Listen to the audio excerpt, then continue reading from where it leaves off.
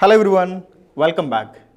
In the last lecture, we have seen about the de Broglie waves or matter waves. Matter waves means simply every moving particle who has a mass will be associated with a wave. Those waves are called matter waves. They are not electromagnetic waves, they are not charge dependent. They are not even mechanical waves. They are simply matter waves or de Broglie waves. Also, we have seen some properties of the de Broglie waves. In this lecture, we will see some applications of the de Broglie waves. Let us start. Let us also see some applications of these de Broglie waves, applications to electron orbits. Now we know that when electron is orbiting, for example, if you see here, this is the nucleus, this is the first n is equal to 1 level, one electron is revolving around the nucleus. If you remember, according to Bohr theory, electrons can revolve around the nucleus in a particular orbits. Those orbits are called stationary orbits. As long as the electron in this particular orbit, the energy will be constant. Electron energy will not be lost. And whenever electron is jumping from one energy level to higher energy level or higher energy level to lower energy level, there will be a change in energy. For example, this is n is equal to 2. If electron is jumping from here to here, then the difference in energy will be given E2 minus E1 is equal to h nu. So, according to Bohr, only some orbits are only allowed to stay electron, and these orbits are called stationary orbits. We will see why they are called stationary orbits. Now we know that when electron is revolving around the nucleus, electron is moving at some velocity. That means the moving particle will have a de Broglie wavelength. That means when electron is revolving around the nucleus, it will have some de Broglie wavelength. Now, if the circumference of the orbit, that means circumference of the circle, that is the path of the electron, is equal to, that means 2 pi r is equal to, circumference of the circle is equal to n lambda. That means integral multiple of wavelength of the electron. That means de Broglie wavelength of the electron. Then only the electron can circle in this particular orbit. Because if this condition satisfies, then there will be a stationary waves will form. Stationary waves means like this way. You can see here in this particular example, this is n is equal to 3. So electron is revolving around the nucleus in a stationary orbit. You can see here, now the electron is revolving like this kind of waves. For example, if this is not satisfying 2 pi r is equal to n lambda, that means integral multiple of wavelength. For example, if you see here, this is a particular case where n is equal to 5. That means you can see here, this is a 1, 2, 3, 4, 5. This is a 5 wavelength. Here 2 pi r is equal to 5 lambda. If that means if you see here, the electron starts here and then goes on here and then goes on here like this way and then come back here, retraces the same path. If the two waves are superimposing constructively, like this crust and crust are falling in the same place, then the resultant wave will have higher amplitude, like this way. If n is equal to 5, then exactly it retraces the same path. That means the crest of one wave will fall onto the crest of the other wave. If n is equal to 5.5, here if you see n is equal to 5.5, what happens is, this is the place actually the electron started. Now,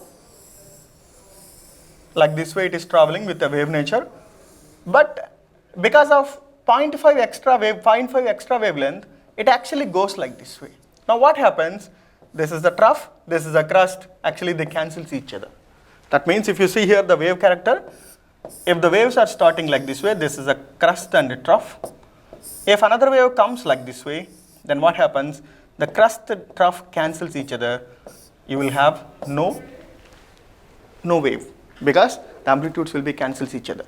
Here exactly happens like this.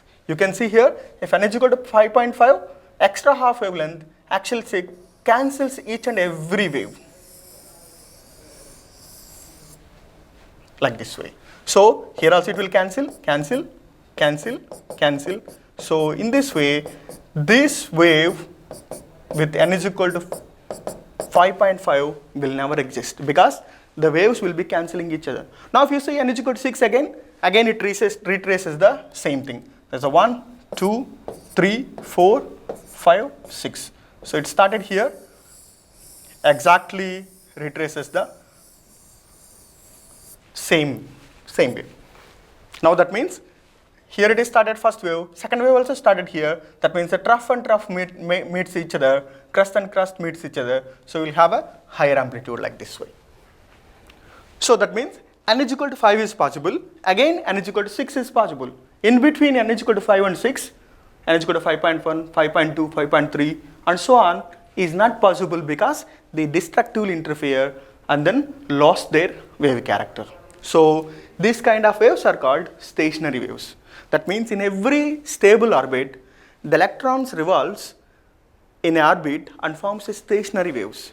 In the stationary waves, the energy is constant. In the stationary waves, the total energy is constant in stationary waves.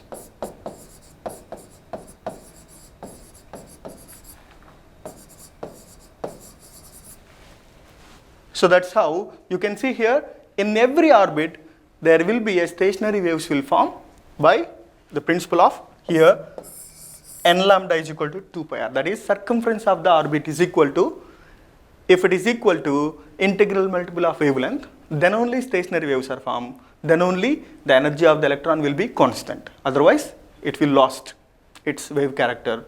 So the orbit won't be stable. So that's the reason why only certain orbits are stable because they satisfies the circumference of the orbit is equal to integral multiple of wavelength n lambda. Next one. Another thing is in the Bohr theory, the angular momentum of the electrons are quantized. This is also a direct consequences of de Broglie hypothesis. Let us see how they are quantized. During that time, Bohr doesn't know this. But if you see here, this is exactly the direct consequences of wave nature of electron. Let us see here. Why L is equal to NH cut? NH cut means this is equal to NH by 2 pi. We will arrive this equation by using de Broglie hypothesis. That is here, we know that whenever electron is in a circular orbit, this is as long as in the circular orbit, we can write n lambda is equal to 2 pi r. Just now we discussed the circumference of the orbit is equal to integral multiple of wavelength. N lambda is equal to 2 pi r. Now, we know that this is the de Broglie wavelength. So de Broglie wavelength can be written lambda is equal to h by p. That means let us substitute here lambda is equal to h by p. So n into lambda is equal to h by mv, which is equal to 2 pi r. Now let us rearrange this into like this way. nh by 2 pi we are bringing to this side. nh by 2 pi is equal to mvr. mvr is called angular momentum of the electron. Angular momentum of electron. So we can write.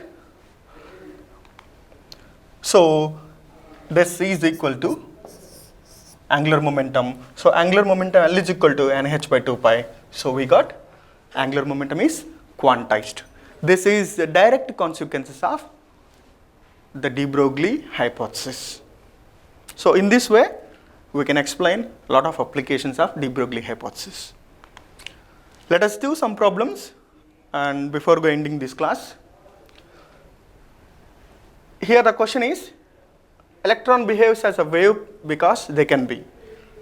Electron behaves as a wave because of what?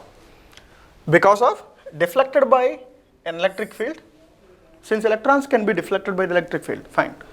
Deflected by a magnetic field, electrons can also be deflected by the magnetic field in some cases. They ionize gases. The ionizes, electrons can ionize gases also sometimes. Or because they diffracted by the crystal. Which one is correct? If you look at electron, all these four are correct. But here the question is electron wave nature they are asking. When it comes to electron wave nature, there is only one way to prove, that is diffracted by the crystal. Because electrons will have a wave nature. Now every crystal, you know already we have seen, every crystal can be divided into crystal planes. When electrons are sending onto these crystals, if it satisfies the Bragg's law, that is n lambda is equal to 2d sine theta, then you get a diffracted wave or reflected wave. So in this way, we can actually check the diffraction property of electrons by using a crystal. As long as they are diffracted, then we can say the electrons has a wave nature. So the correct answer is B. And the second question is, an electron, neutron and proton have the same wavelength, de Broglie wavelength. Which particle has a greater velocity? Can you think of it? Check your answer. If you have written answer, please write it and check your answer. We know that lambda is equal to h by mv. In this question they are saying the wavelength, de Broglie wavelength of electron, neutron, proton are same. But if you see here, their masses are not same. That means mass of electron is very small compared to neutron and proton. So that means if lambda has to be constant, then P, momentum, that means the mass into velocity has to be constant. If mass into velocity has to be constant, if you see here, mass of electron is very small. So in order to be constant momentum, that means mass into velocity, the velocity of electron should be higher. So if you see here, this is a constant. In order to be constant wavelength, then the P also should be constant. If P has to be constant, then there should be an adjustment between mass and velocity. We know that mass of electron is small, so consequently their velocity should be higher, so that the momentum will be constant. If the momentum is constant, then the wavelength is constant. But if you come to the neutron and proton, their mass is very high, so consequently their velocities will be very small in order to make lambda to be constant. So to make the wavelength to be constant, the electrons will move with higher velocity. So the particle which moves higher velocity is electron. De Broglie wavelength for an electron of energy 150 electron volts is. This is a very straightforward question. You know that the de Broglie wavelength lambda is equal to 12.27 by root V angstrom unit.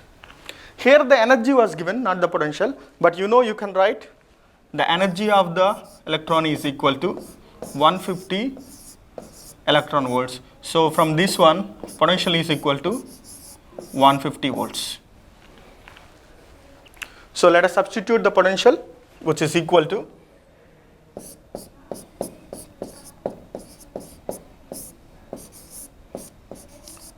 under root 150. If you calculate this one, you get 12.27 by 12.24. 12.27 by 12.24, I guess. Then if you do this one, you get exactly 1 angstrom unit. 1 angstrom unit means how much? 1 angstrom unit is equal to 10 power minus 10 meters, which is also equal to 10 power minus 8 centimeters. Which one we have?